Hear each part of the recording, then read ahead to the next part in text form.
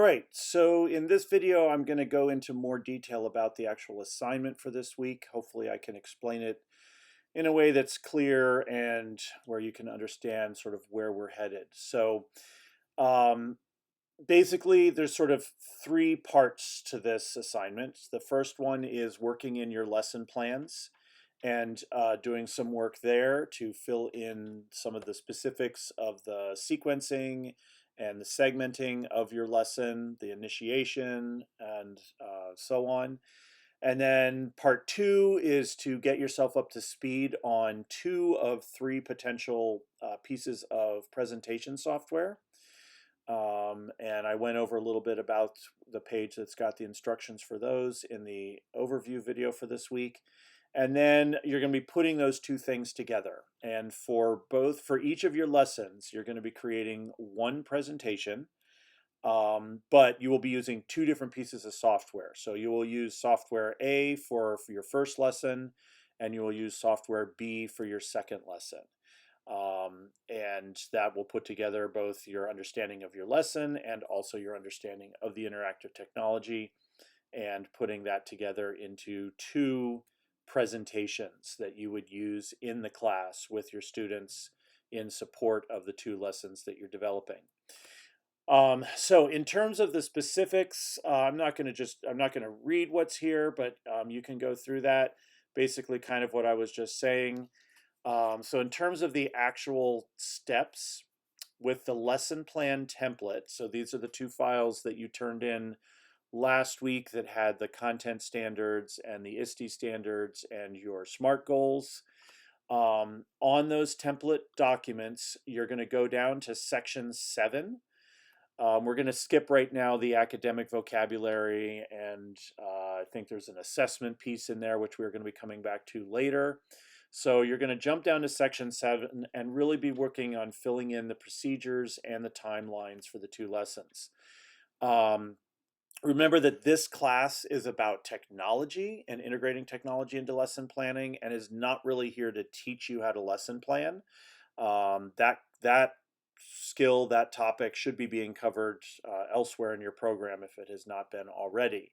So I'm not going to be really going into detail about lesson planning itself. What you are going to be looking to do is how to incorporate technology into that lesson plan. So as you build that section 7, mainly be focusing on the teacher actions and the student actions piece. There's also a column for formative assessments. You can be thinking along those lines, but as I said, we're going to be looking at assessments as a separate topic in a few weeks. So you fill that in, filling in what the teacher does, what the students are going to be doing. And as you're doing the student actions piece, really be paying attention to what you're putting there, because that is where your opportunities are going to come to incorporate interactivity using the software. So as you're saying, students will do this next, be thinking, okay, well, how could I use technology interactively to help them do that particular thing? And it's not that you have to include interactive technology into every step of the lesson. That's not what we're looking for. But you're looking for those opportunities where, maybe a couple times over the course of a lesson, the students are doing something interactively with technology to help them engage with the subject matter and with the topics. So once you have that all filled in, you are not submitting those this week. Those are going to just continue to be filled in over the next several weeks. But once you've got that, then you're going to be jumping over to the interactive technology piece. And as I said in the introductory video, I've chosen 3 pieces of software: Google Slides, Smart Notebook, and PowerPoint. They represent kind of the 3 most common classroom presentation pieces of software. I know there's others out there, but a lot of classrooms have smart boards in them, and so they have Smart Notebook. A lot of schools have gone Google, so they've got Google Slides. And pretty much everybody has access to PowerPoint, because at this point, pretty much everybody uses some version of Office 365 or whatnot, and that gives you access to PowerPoint. So these 3 kind of represent 3 of the most common pieces of software. So you're going to pick 2 of them, and it's totally up to you. If there's one that you know pretty well, then maybe choose that. And then if there's one that you would like to know more about, that could be your second one.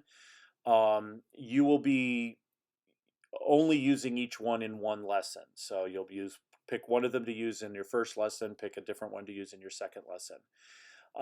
Page 3 of the week's class notebook of the Blackboard has links to tutorial videos, to training videos, to information about all 3 pieces of software. Smart Notebook is the only one you'll have to download. You do have to put in some information to download it, but you don't have to really set up an account or anything. Google Slides, all you need is a Google account, which most, if not all of you, probably already have. And PowerPoint, if you don't have your own Office 365 subscription, you get it through the university too. So you all have a Microsoft login that you can use to access PowerPoint online as well. So none of these should cost any money, and at most you'll just have to set up a free account to access it. So just become familiar with the 2 that you've chosen. Go through if there's anything that you want to learn about it. Get your 2 files set up and going. So then the third part is putting it all together. Starting with one of the apps, you're going to create a presentation that supports the procedures / tasks / timeline for one of your lessons. So you can think of this as being something that would be up on a board or on an interactive screen at the front of the classroom as the students come in, and as you go through the lesson would be sort of up there supporting whatever it is that you're doing. So it could be instructions about an activity, it could be resources, it could be videos, it could be, whatever you're going to need to support the lesson that you're teaching. So the presentation can be informational, meaning that it just has stuff there that you display on the screen that the students are supposed to read. But the key word for this week is interactivity. So, in each of these, you should come up with some ways to have the students interact with the content rather than just sitting there and passively reading it.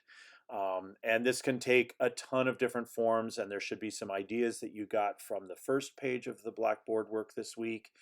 But like I said, it could be students coming up and filling in information or moving things around, or coming up and clicking on content, or whatever you come up with. But what we want to do is get the students not just passively experiencing the technology, but actually engaging with it. You can assume for the purposes of this assignment that whatever classroom you're teaching in has some kind of interactive board, whether that's a smart board or just a touchscreen or whatever it happens to be, so that as you're building your presentation, you can build it as if you could have students come up to an interactive board and interact with your content.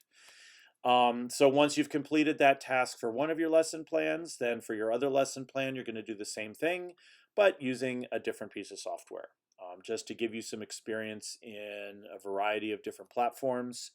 But it's the same thing, coming up with an overview presentation or a support presentation. Once you're done, those 2 files are going to get submitted to the assignment that's in Blackboard. Ideally, I would love to get the actual presentation files. If you're using PowerPoint, you can just download the actual PowerPoint file, upload that to the assignment. Smart Notebook is going to be the same thing. That will be an actual file that's sitting on your computer, so that one you should be able to upload. With Google Slides, you do have the ability to download the presentations as a standalone file. It may even download it as a PowerPoint formatted file or something like that. But that would be preferable to just uploading a link to a Google file.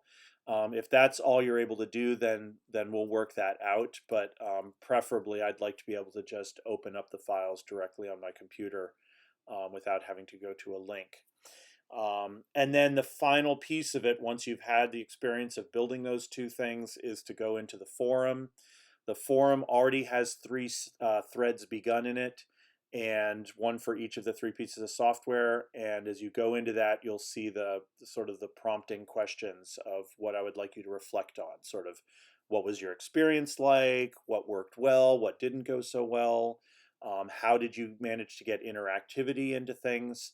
So it'll be a way for for you and the other students who chose to use that same piece of software to kind of share your experiences and your thoughts and what you came up with, so that we can kind of pool our collective experiences with that.